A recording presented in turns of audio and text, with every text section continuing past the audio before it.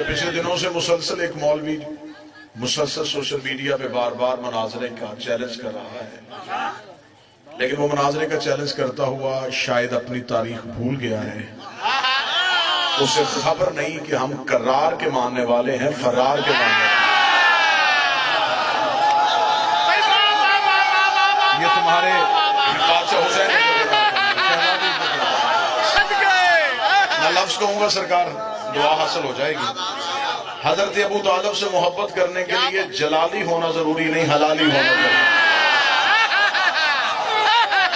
بہت اچھا ہو گیا یہ بات شروع ہو گئی، بڑا اچھا ہو گیا یہ بحث چھڑ گئی، بڑا اچھا ہو گیا یہ بات کھل گئی، بڑا اچھا ہو گیا کہ سام پٹیاری سے باہر آ گیا، اب بات ہر کسی تک جائے گی۔ اب صرف علی کے باپ پہ بات نہیں ہوگی، اب ہر کسی کے باپ پہ بات ہوگی۔ بہت اچھا ہو گیا مولوی تو نے یہ چیلنج کر دیا ہے۔ ہم مذہب آل محمد کی عزت کی قسم کھا کے کہتے ہیں، اس شیعہ قوم کی نوجوان نسل کی ترجمانی کرتے ہوئے میں ممبر آل محمد سے یہ جملہ کہہ رہا ہوں کہ اس ممبر سے لے کے سپریم کورٹ تک میری شیعہ قوم کا بچہ آنے کے لیے حاضر ہے۔ یہ بات چیلنج کی ہوئی گئی ہے تو کسی اچھے معیار پہ، کسی اچھے ماحول میں یہ بات ہو ہی جانی چاہیے، یہ بات ایک دفعہ کھلی جانی چاہیے۔ علی کے باپ کے ایمان پہ بحث کرنے سے پہلے ہمیں پہلی 3 خلافتوں پہ جانا پڑے گا، ہمیں ہر ایک کے باپ کا ایمان چیک کرنا پڑے گا، ہمیں ہر ایک کے باپ کا شجرہ کھولنا پڑے گا۔ اور یہ میں ممبر پہ ہاتھ رکھ کے کہہ رہا ہوں کہ ہم علی کے باپ کا ایمان تجھے دکھا دیں گے، تمہیں اپنے پیروں کے باپ بھی کہیں چلیں گے۔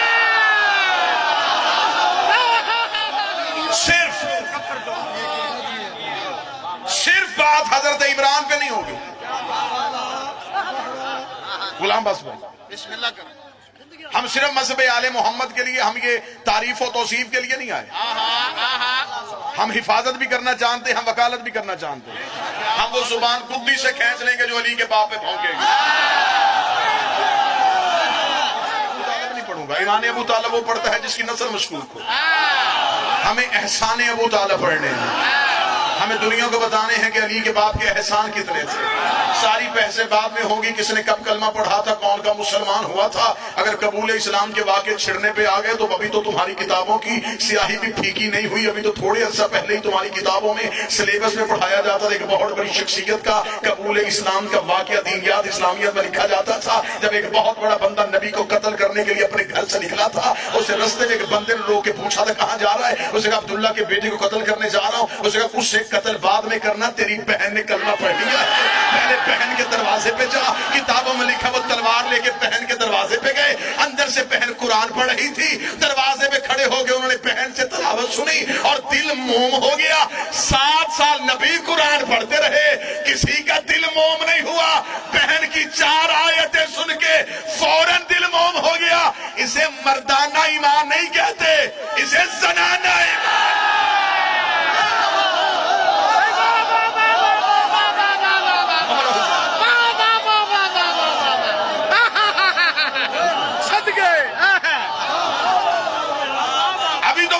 کتابوں میں لکھی ہوئی ہیں، ابھی تو وہ جملے کتابوں میں لکھے۔ جب ایک بہت بڑے بندے کے بیٹے نے شراب پی لی تھی،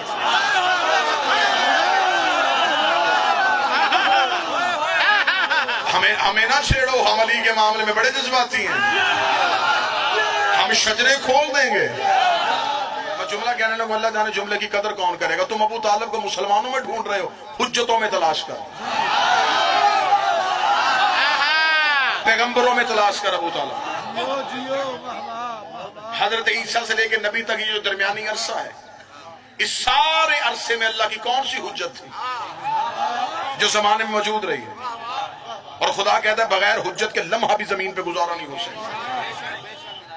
حضرت عیسیٰ لے کے خاتم النبیین تک اگر کوئی درمیان میں نبی نہیں تو پھر کسی حجت کا تصور کو ماننا پڑے گا۔ حضرت ابو طالب حجت الہیہ ہے۔ حضرت ابو طالب کا علم سنایا جائے، حضرت ابو طالب کی شجاعت سنائی جائے، حضرت ابو طالب کا عرفان سنایا جائے۔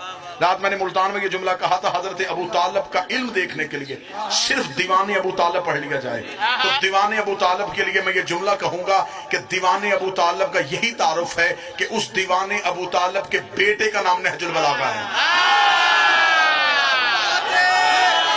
اتنی فصاحت ہے دیوان ابو طالب میں۔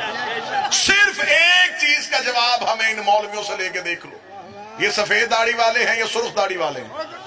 ہمیں ان سے صرف ایک سوال کا جواب چاہیے. ہمیں صرف یہ بتاؤ کہ اسلام کی پہلی دعوت کس کے گھر ہوئی تھی؟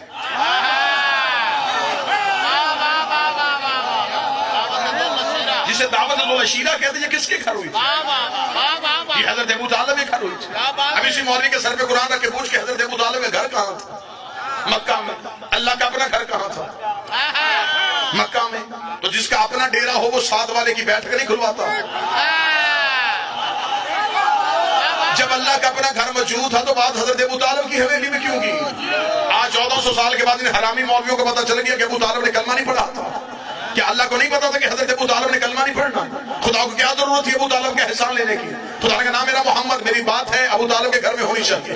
بات لا الہ کی تھی ہو ابو طالب کے گھر میں رہی ہے. بات محمد رسول اللہ کی تھی ہو ابو طالب کے گھر میں رہی ہے. میرے مالک جب تیرا گھر موجود ہے، تو نے 2 نبیوں سے مزدوری کر کے بنوایا تھا. نبی سے کہتا کعبے کے قریب آ جاتا، کعبے کی دیوار پہ ہاتھ رکھتا، تیری توحید کی بات کرتا، اپنی رسالت کی بات کرتا. اس زمانے میں جچتی بھی کہ اللہ کی بات ہی اللہ کے گھر میں ہوئی، نبی کی بات ہی اللہ کے گھر میں ہوئی. بات اللہ کی تھی ہو ابو طالب کے گھر رہی ہے، بات رسول کی تھی ہو ابو طالب کے گھر رہی ہے. جب ہم نے مولویوں سے پوچھا کہ بتاؤ اللہ کی بات اللہ کے گھر میں کیوں نہیں ہوئی، انہوں نے کہا مجبوری تھی. مجبوری کیا تھی؟ انہوں نے کہا تب کعبہ میں بت تھے،